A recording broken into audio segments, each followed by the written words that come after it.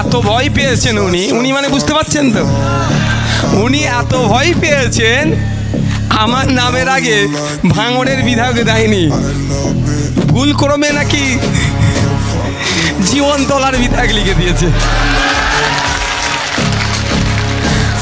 আমার অনুরোধ এটাই, যখন দেখবেন মমতা ব্যানার্জি, নওশাদ সিদ্দিকী, শুভেন্দু অধিকারী, দিলীপ ঘোষ সব হাতাহাতি লড়াই করছে, তখনই আপনারা হাতাহাতি লড়াই করবেন, তার আগে একদম হাতাহাতি লড়াই করবেন না। অনুরোধ আমার এটাই। হবে তো ভাই? যখনই বিজেপির কেউ মারতে আসবে, তৃণমূলে কেউ মারতে আসবে, আইএসএফ এর কেউ মারতে গেলে আপনারা এটাই বলবেন, এই তোদের নেতারা কি অমুক নেতাকে মেরেছে কোনোদিন প্রমাণ আছে দেখাতো ভাই? তুই মারবি 2 হাত জায়গায় 4 ঘা মারবি, দাঁড়া। তুই বল শুভেন্দু অধিকারী মেরেছে কাউকে দেখেছিস? অভিষেক ব্যানার্জি কাউকে মেরেছে দেখেছিস? নওশাদ সিদ্দিকী কাউকে মেরেছে দেখেছিস?